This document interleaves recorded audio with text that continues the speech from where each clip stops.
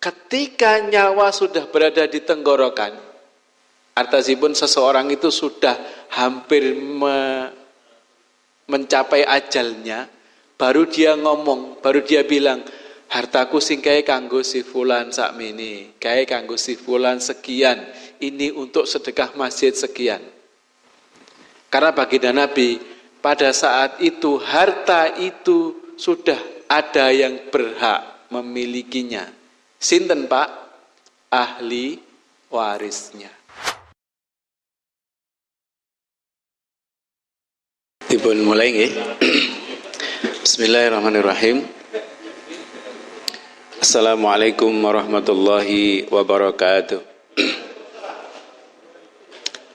Alhamdulillahi rabbil alamin. Wabihi nasta'in ala umurid dunya waddin. Wa ala alihi wa ashabihi ajma'in. Wa man tabi'ahum bi ihsanin ila yaumiddin. Amma ba'd. Allahumma salli wa sallim wa barik ala sayyidina Muhammad. Qala Allah Ta'ala fi kitabihil karim. A'udzu billahi minasyaitonir rajim. Bismillahirrahmanirrahim. Wasari'u ila maghfiratin min rabbikum wa jannatin arduhas samawati wal ardu u'iddat lil muttaqin. Shadaqallahul adzim. Para jamaah ingkang dipun muliakan Allah Subhanahu wa taala, monggo sareng-sareng kita bika lan kita milai majelis kula panjenengan sedaya kanthi wawasan basmalah ugi sholawat. Bismillahirrahmanirrahim. Allahumma salli wa sallim wa barik ala sayyidina Muhammad. Lan monggo tansah memuji dumateng Allah Subhanahu wa taala serta muji syukur atas limpahan rahmat nikmat karunianipun dumateng kula panjenengan sehingga dalu menika saged bermuwajahah, saged makempal wonten ing menika majelis kanthi kawontenan sehat. Salawat ugi salam mugi tansah konjuk dumateng junjungan kula panjenengan sedaya baginda Nabi Muhammad sallallahu alaihi wasallam, saha keluarga, kerabat, sahabat lan tiang-tiang ingkang derek lampahipun ngantos minjing dumugi dinten kiamat. Lan muga-muga kula panjenengan termasuk ingkang minjing pikantuk syafaat insyaallah. Lan kagem keberkahan majelis kula panjenengan ugi kula serta keluarga kula panjenengan sedaya ingkang wonten ing dalem monggo nyuwun dumateng Allah lan kanthi fadilah suratul Fatihah mugi-mugi doa keinginan hajat kula panjenengan dipun ijabah kalian Allah Subhanahu wa taala. Liridallah wa li safati Rasulillah wa kulli niyatin salihah. Al-Fatihah. A'udzu billahi minasyaitonir rajim. Bismillahirrahmanirrahim. Alhamdulillahi rabbil alamin arrahmanir rahim maliki yaumiddin. Iyyaka na'budu wa iyyaka nasta'in. Ihdinas siratal mustaqim siratal ladzina an'amta 'alaihim ghairil maghdubi 'alaihim waladdallin. Amin. Para jamaah saderengipun nyuwun pangapunten nek kula niki mengke anggenipun matur dumateng panjenengan rada ngelantur ngalor ngidul amargi salah lek gawa kitab nggih. Kedahipun dalu menika wancinipun Nuzhatul Muttaqin kitab Riyadhus Shalihin bab anjuran untuk bersegera melakukan kebaikan.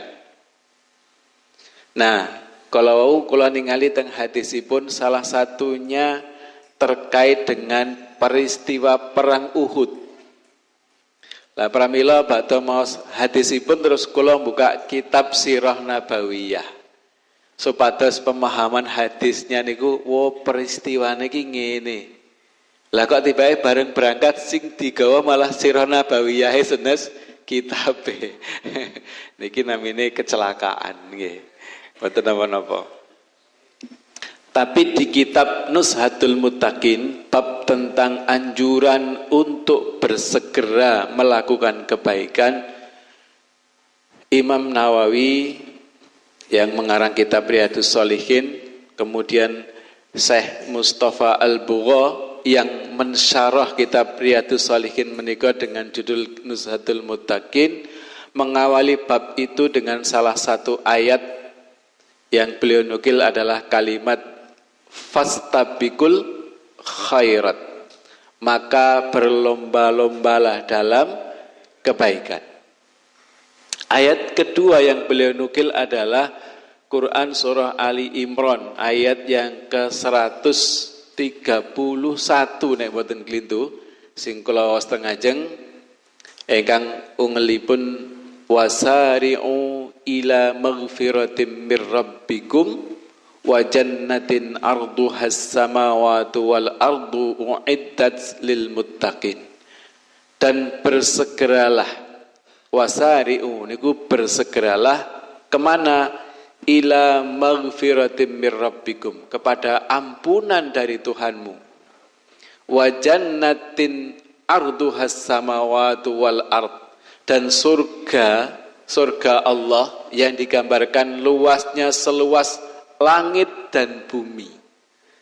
Padahal awak dhewe niki ngukur luase bumi mawon pun kangelan ditambah luase langit. Nah, itulah surganya Allah.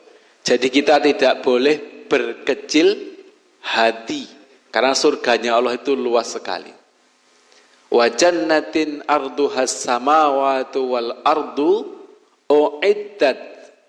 Nggih. Uiddat niku yang disiapkan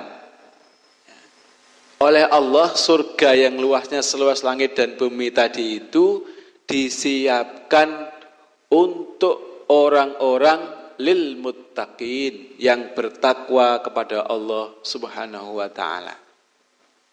Nah, bersegera niki perintah. Kenapa ada perintah bersegera? Kinten-kinten apa, Pak? Karena kita ini manusia punya tabiat. Tabiat itu kenapa sih?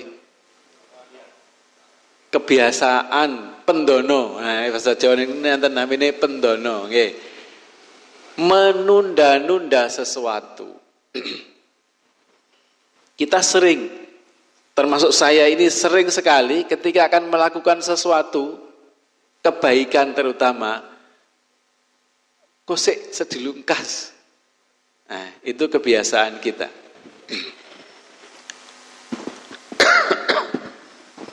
Karenanya kemudian perlu ada anjuran, perintah untuk bersegera. Nah, bersegera ini adalah sebuah langkah, sebuah upaya ketika kita menyadari sesuatu dan sesuatu itu baik, maka tidak boleh kita menundanya. Kenapa? Karena kaitannya dengan apa yang sering diingatkan kepada kita, bahwa batas apunten iki radi radi tenggorokane,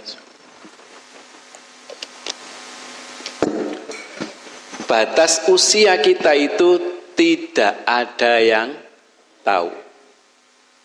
Beberapa hari ini kalau panjenengan mencermati media, selain saudara-saudara kita di Palestina, saudara-saudara kita yang ada di Yordania, yang mereka Lebanon, sedang berhadapan dengan kaum yang dari dulu itu sudah dicap di dalam Al-Quran dilaknat oleh Allah Subhanahu wa Ta'ala.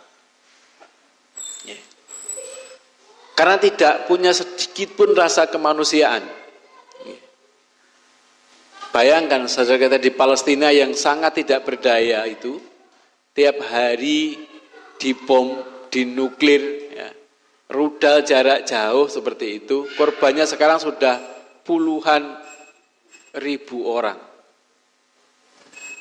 Dan dunia seolah-olah merem gak ruh, padahal tampak nyata.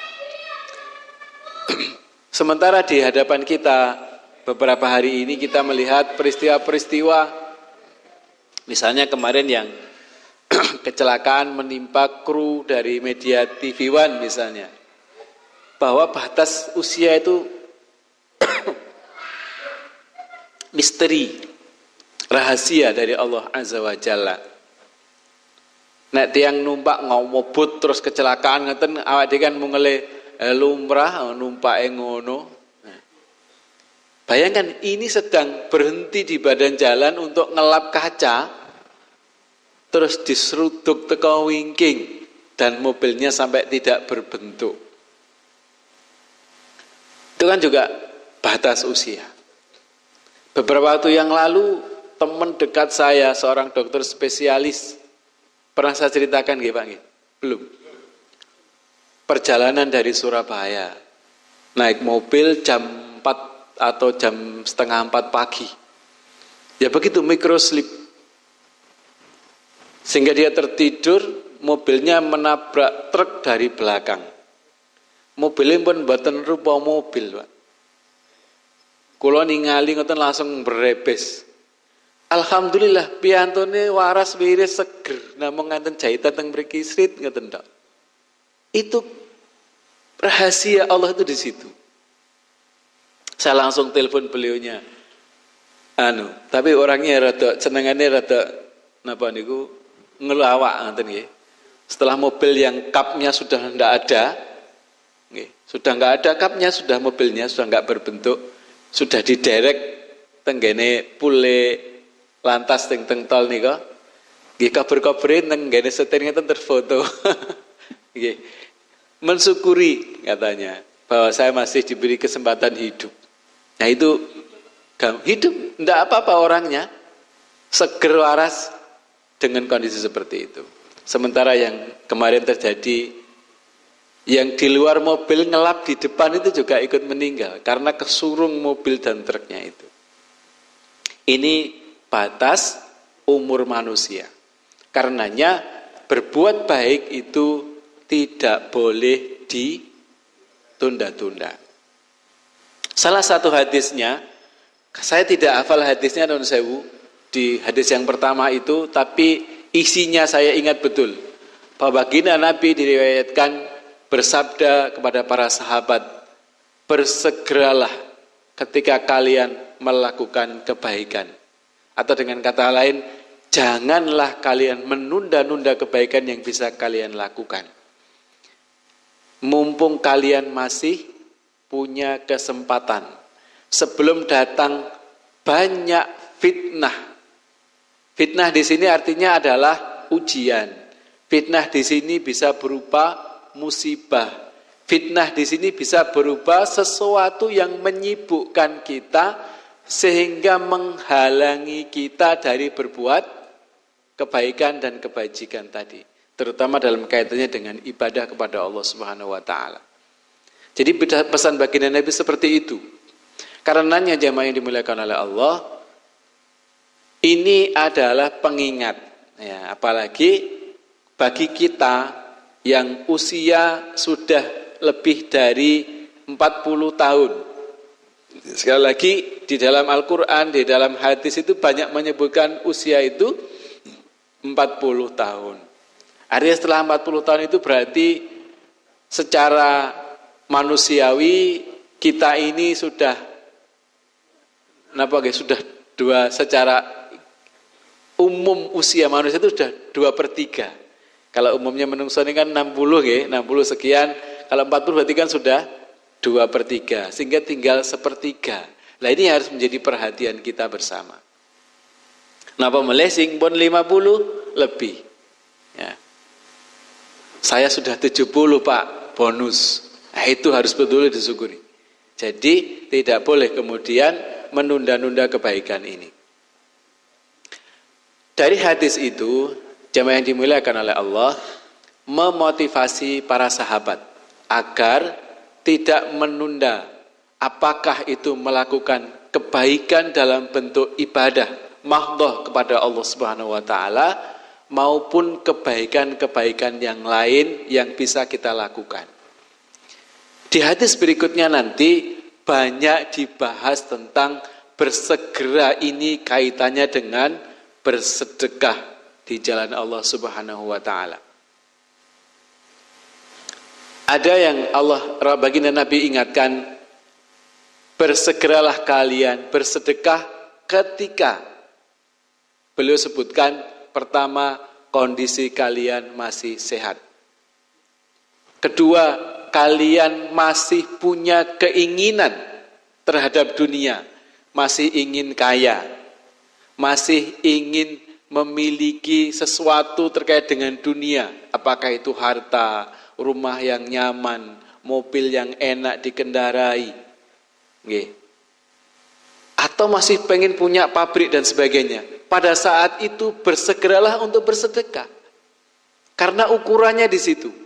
Ketika diri kita sendiri masih menginginkan sesuatu, kemudian kita mau bersedekah, membelanjakan harta kita di jalan Allah, maka di situ menunjukkan kesungguhan dan komitmen kita kepada kebaikan yang akan kita lakukan. Karena di hadis itu selanjutnya baginda Nabi menyebutkan, jangan sampai niku sebisa mungkin dihindari. Ketika nyawa sudah berada di tenggorokan, artasipun seseorang itu sudah hampir mencapai ajalnya, baru dia ngomong, baru dia bilang, hartaku sing kae kanggo si fulan sakmene, kae kanggo si fulan sekian, ini untuk sedekah masjid sekian. Karena baginda Nabi, pada saat itu harta itu sudah ada yang berhak memilikinya. Sinten Pak? Ahli warisnya.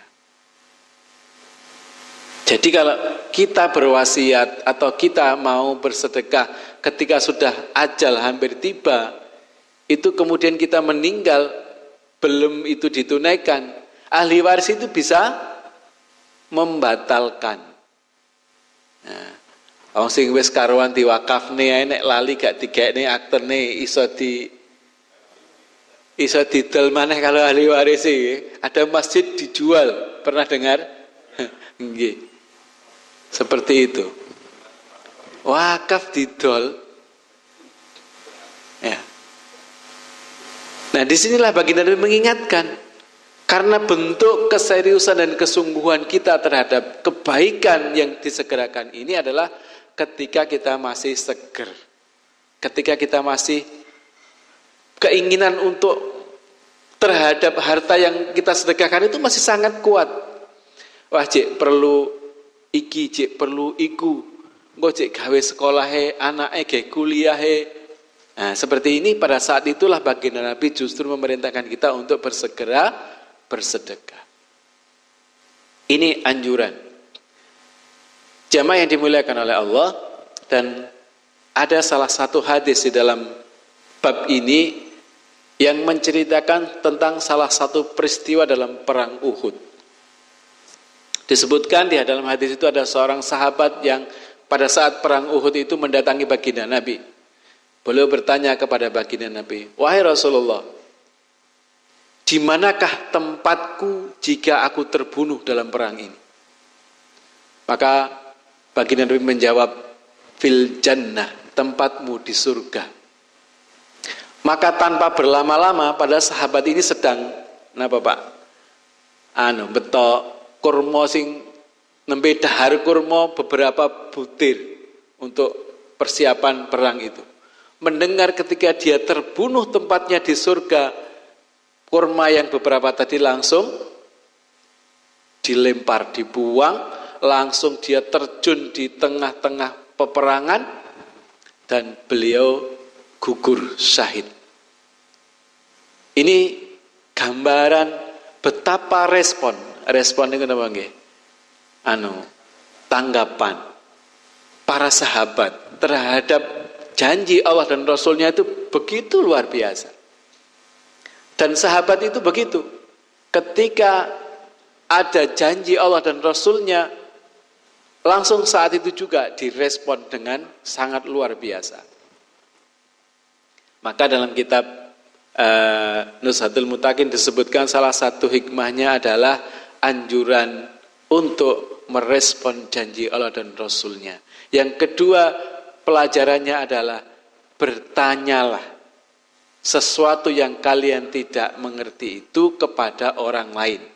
Termasuk bertanya kepada baginda Nabi, "Ya Rasulullah, di mana tempatku kalau aku terbunuh?" Baginda Nabi langsung menjawab, "Fil jannah." Masya Allah. Sehingga para sahabat dulu itu sudah tahu posisi-posisinya gitu ya. Bahkan ada kisahkan sahabat yang ketika lewat baginda Nabi menceritakan kepada yang lainnya, sebentar lagi akan lewat seorang penghuni surga. Tiangnya letasnya meger-meger, cik melaku ya cik mangan, cik turu, sudah mendapatkan stempel penghuni surga. Masya Allah. Nah, kita juga berharap mudah-mudahan dengan amal-amal unggulan yang kita miliki masing-masing, amal unggulan kita tuh tentu masing-masing kita tidak akan sama. Monggo kita cari yang kira-kira amal ini betul-betul menjadi unggulan kita, itu kita kuatkan. Sehingga itu menjadi salah satu kunci untuk kita mendapatkan hak rahmat Allah Subhanahu wa taala, yaitu surganya. Jamaah yang dimuliakan oleh Allah, gambaran-gambaran kepahlawanan dan respon yang luar biasa terhadap kebaikan ini ada juga disebutkan dalam hadis itu, salah satunya juga dalam peristiwa perang Uhud. Panjenengan pirsa nggih perang Uhud itu? Belum. Perang Uhud itu peperangan yang dialami oleh Rasulullah dan para sahabat yang saat itu ada gambarannya kalah. Baginda Nabi itu kalah karena kelalaian dan keteledoran pasukan pemanah yang ditempatkan di atas bukit. Sehingga ada 70 sahabat yang gugur dalam peperangan itu, termasuk paman baginda Nabi Hamzah radhiyallahu an. Yang itu sangat memukul itu menjadikan baginda Nabi itu sangat terpukul dan sedih atas gugurnya beliau. Jadi karena keteledoran pasukan pemanah yang ditempatkan di atas bukit untuk melindungi pasukan supaya tidak diserang oleh pasukan berkuda kaum Quraisy. Nah, karena sudah kelihatan menang, para sahabat sudah mengambil ghanimah. Ghanimah niku harta rampasan perang. Tiang riyin nek perang niku hartanya dibawa semua, Pak. Jadi perbekalan dan harta itu dibawa sebagai motivasi. Ya, orang-orang kafir itu kalau perang motivasinya adalah hartanya dibawa, istri-istrinya dibawa, istri-istrinya menyemangati dengan teriak-teriak kados anu ngoten niku nggih dari belakang. Sehingga yang memotivasi mereka perang semangat itu ya harta yang dibawa itu jangan sampai kemudian jatuh ke tangan musuh. Nah, ketika pasukan Quraisy sudah kalah, terpukul oleh pasukan muslimin, para sahabat sudah mulai mengumpulkan harta-harta yang ditinggalkan itu. Sing tenggene bukit pasukan pemanah itu tertarik. Padahal sudah diwanti-wanti kalian baginda Nabi. Apapun yang terjadi, kalian jangan meninggalkan pos penjagaan di atas bukit. Amargi pun tertarik, wah, kok aku gak bagian. Akhirnya mereka melihat menang lho wis sebagian besar ikut turun, sehingga tinggal menyisakan, dalam surat itu disebutkan ada 7 orang dari sekian pasukan. Karena mereka tertarik ikut itu, melihat kondisi bukit yang sudah tidak dijaga pasukan Khalid bin Walid yang saat itu masih kafir, pasukan berkudanya melihat peluang untuk menyerang dari belakang, dia masuk dengan pasukan berkuda sehingga memukul mundur kaum muslimin. Sampai pada saat itu ada isu baginda Nabi terbunuh. Jadi ada orang Quraisy yang teriak-teriak, Muhammad sudah aku bunuh, Muhammad sudah aku bunuh. Nah, mendengar itu para sahabat bukannya kendor. Kalau baginda Nabi terbunuh, buat apa kita hidup? Maka justru mereka bertempur dengan begitu luar biasa. Nah, dalam peristiwa itu ada salah satu hadis yang menceritakan sebelum peperangan, di hadis itu disebutkan baginda Nabi menghunus pedangnya yang sangat tajam. Kemudian beliau angkat dan menawarkan kepada para sahabat, siapa yang mau menerima pedang ini dengan memenuhi hak-haknya. Maka sahabat-sahabat utama berdiri, Pak. Ini sebuah kehormatan yang luar biasa dari baginda Nabi, mendapat pedangnya Nabi untuk berperang. Ada sahabat Ali bin Abi Thalib, sahabat Umar bin Khattab, sahabat Abu Bakar dan lain-lainnya berdiri. Tapi baginda Nabi tidak segera memberikan pedang ini kepada salah satunya. Maka kemudian berdirilah seorang sahabat yang namanya Abu Dujana. Pernah mendengar sahabat Abu Dujana? Pernah, Pak? Ya, sore hari ini. Sahabat Abu Dujana ini berdiri dan bertanya kepada baginda Nabi, ya Rasulullah, apa hak-haknya? Haknya adalah engkau menebaskan pedang ini kepada orang-orang kafir sampai dia bengkok. Maka kemudian Abu Dujana mengatakan, saya siap menerimanya ya Rasulullah. Maka pedang itu diberikan kepada Abu Dujana, dan Abu Dujana ini sangat terkenal, jamaah yang dimuliakan oleh Allah. Dari dulu ada seperti itu. Sahabat Umar bin Khattab ini dikenal sangat kuat. Jadi di Mekah, sahabat Umar bin Khattab ini dikenal sangat jagoan. Sehingga kalau dia sudah berdiri begitu, tidak ada satu orang pun yang berani untuk menantang. Abu Dujana ini juga begitu. Dia salah seorang yang memiliki sorban berwarna merah. Sorbannya ini kalau makanya tidak seperti kita sekarang. Sorbannya tidak disampirkan begini. Sorbannya orang dulu itu disimpan di dalam. Begitu Abu Dujana ini sudah mengeluarkan sorbannya dan diikatkan di kepalanya, maka semua orang faham dan tahu bahwa dia akan berperang sampai mati. Jadi kepahlawanan itu seperti itu. Maka Abu Dujana begitu menerima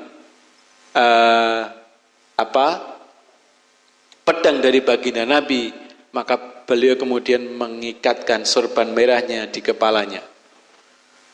Dan beliau berjalan ke pasukan musuh dan semua yang ditemuinya ditebas sampai mati. Itu sebagai bentuk respon beliau terhadap kebaikan. Dan Abu Dujana ini punya karakter yang luar biasa. Orangnya pemberani, tangguh, sehingga kadang dikenal seperti orang yang agak sombong begitu nggih. Nek melampah niku duwe ciri khas. Maka baginda Nabi bersabda, cara berjalan seperti itu adalah cara berjalan yang dibenci oleh Allah, kecuali di tempat ini. Maksudnya dalam peperangan. Jadi kalau dalam sehari-hari tidak boleh cara jalan seperti itu, kata baginda Nabi. Tapi dalam peperangan itu boleh. Sebagai apa Pak? Pesaiwer istilah sekarang. Menjatuhkan mental lawan. Nah, seperti itu. Jadi hadis itu ada dalam bab bersegera melakukan kebaikan. Jamaah yang dimuliakan oleh Allah, sahabat Abu Dujana ini memberikan kepada kita pelajaran bahwa penting untuk kita mengetahui kebaikan yang akan kita lakukan itu dampak, resiko, dan janji apa yang diberikan oleh Allah kepada kita. Maka ketika itu adalah sesuatu yang memang sangat mulia, tidak boleh ada keraguan kita untuk menunaikannya, dan tidak boleh kita menunda-nundanya.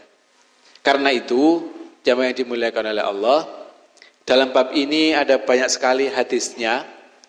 Ya, sayang lupa tadi tidak terbawa sehingga tidak bisa kita bacakan, tapi secara isi hadis itu sudah ada 1, 2, 3, 4 4 hadis yang saya sampaikan mudah-mudahan bisa kita fahami. Dan pelajaran yang perlu kita ambil adalah jamaah yang dimuliakan oleh Allah.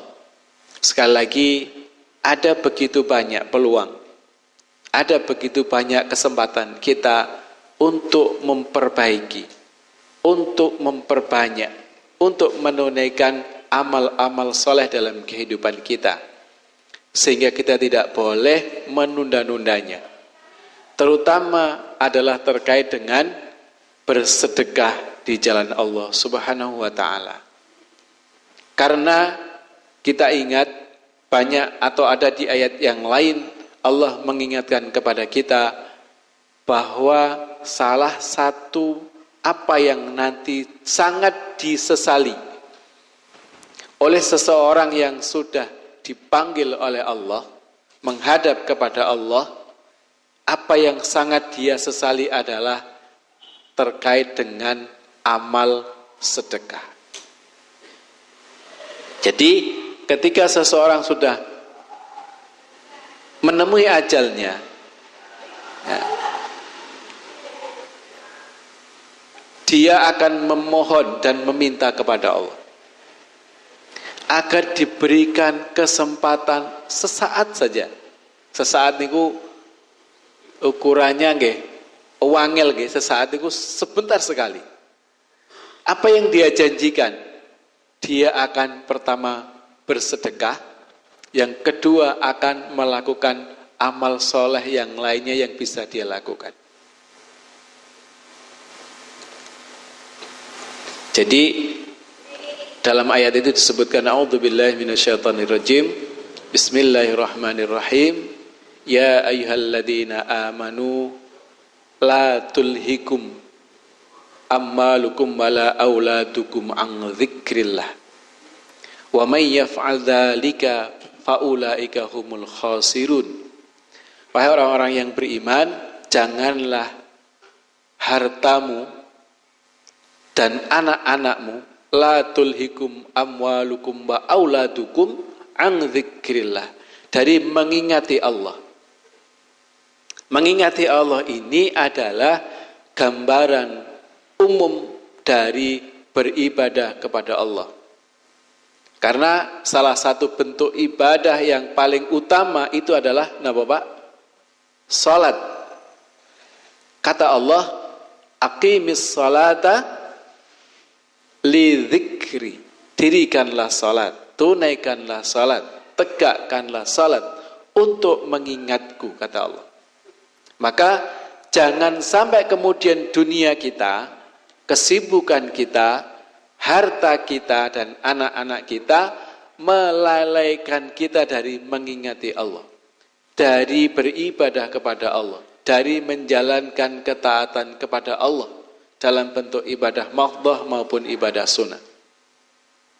Wa may yaf'al dzalika, dan barang siapa yang melakukan itu atau melalaikan Allah dan dilalaikan oleh harta dan anak-anaknya, faulaika humul khasirun, maka dia adalah orang yang rugi.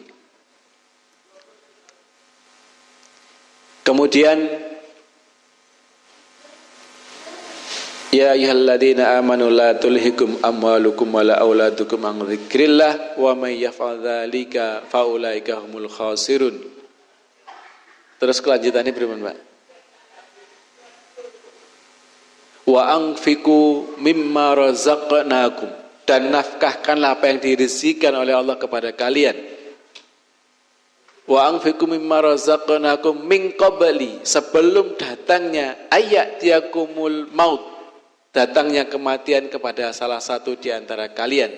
Fayaqula rabbi, kemudian dia berkata, wahai Tuhanku, laula akhartani ila ajalin qarib, seandainya engkau berikan kepadaku atau engkau tunda ajalku sejenak, fa as-saddaqa wa akum minas salihin, maka aku akan bersedekah dan beramal saleh. Karena itu sedekah ini tidak boleh kita tunda-tunda dalam kehidupan kita. Sedekah itu tentu bukan seluruh harta kita. tapi sebagian dari apa yang direzekikan oleh Allah kepada kita. Mudah-mudahan jamaah yang dimuliakan oleh Allah, kita termasuk yang diberikan kelapangan rezeki oleh Allah Subhanahu wa taala, kelapangan dada oleh Allah Subhanahu wa taala, dan kemurahan hati untuk bersedekah di jalan Allah, sehingga itu menjadi bekal kita nanti menghadap kepada Allah Azza wa Jalla. Mudah-mudahan kita dikuatkan, dikokohkan oleh Allah Subhanahu wa taala keimanan kita sampai akhir hayat kita, sehingga kita menghadap Allah dalam keadaan husnul khatimah. Amin ya rabbal alamin. 9 menit. Oh tasik dangu toh. Tak kira wau pun tek. Nggih. Kalau 9 menit saya lanjutkan. Jadi dari ayat tadi Quran surah Al-Hasr nggih. Quran surah Al-Hasr yang mana seseorang yang ketika sudah tiba ajalnya itu fayaqula rabbi, dia akan berkata kepada Tuhannya, laula akhartani ila ajalin qarib, ya Allah seandainya engkau tunda sejenak saja ajalku, fa asaddaqa, aku akan bersedekah, wa akum minas salihin, dan akan menjalankan amal-amal soleh. Maksudnya jangan sampai kita mengalami itu. Artinya kalau kita mengalami itu berarti itu adalah sebuah penyesalan. Nah, artinya makanya kalau dalam bahasa kita sehari-hari itu menyesal itu pasti belakangan. Makanya kita diingatkan oleh Allah Azza wa Jalla. Perintah anjuran untuk bersegera ini juga perlu saling itu kenapa toh Pak? Saling itu ya saling mengingatkan ya. Makanya salah satu yang menyebabkan seseorang berada dalam keadaan yang baik, dalam keberuntungan itulah ketika tawasau bil haq, tawasau bis sabar.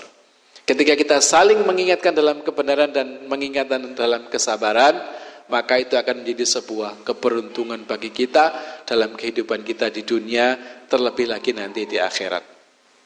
Mudah-mudahan apa yang kita lakukan, apa yang kita jalani berupa kajian-kajian dengan rutin kita seperti ini menjadi salah satu jalan kita untuk tawasau bil haq, tawasau bis sabar.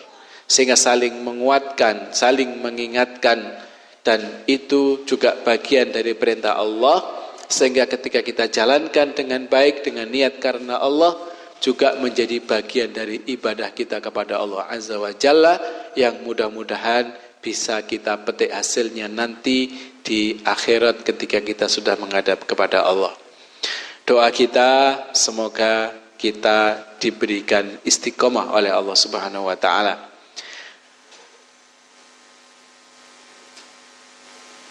Doa itu diantaranya adalah ya muqallibal qulub, wahai zat yang maha membolak-balikkan hati, tsabbit qalbi atau tsabbit qulubana. Ya, kalau kita berdoa bersama itu tsabbit qulubana. Kalau berdoa sendiri tsabbit qalbi. Ya Allah, teguhkanlah hatiku atau hati kami ala dinik wa ta'atik, di atas agamamu dan ketaatan kepadamu. Mudah-mudahan dengan doa kita dikabulkan oleh Allah, kita termasuk hamba yang mendapatkan rahmat Allah, sehingga nanti kita ini mudah-mudahan termasuk yang digiring secara berombong-rombongan oleh Allah ke dalam surganya. Nah, jadi kalau banyak hadis, banyak ayat itu menyebutkan orang masuk surga itu digiring berombongan, tidak ada sendiri-sendiri. Makanya kita sekarang ini sedang membuat rombongan. Mudah-mudahan ini rombongan kita nanti dimasukkan oleh Allah ke dalam surganya. Amin ya rabbal alamin. Kurang lebihnya mohon maaf. Sekali lagi tadi saya sudah mohon maaf di depan kalau nanti ngalor ngidul ya, karena kitabnya ketinggalan. Mudah-mudahan tidak mengurangi makna dari pertemuan kita malam hari ini. Sekali lagi kurang lebih mohon maaf. Al-haqqu min rabbika fala takunanna minal mumtarin. Kebenaran itu datangnya dari Rabbmu, dari Allah Azza wa Jalla, maka jangan sampai kalian ragu-ragu terhadapnya. Dan akhir kalam, wallahul muwafiq ila aqwamit thariq. Wassalamualaikum warahmatullahi wabarakatuh.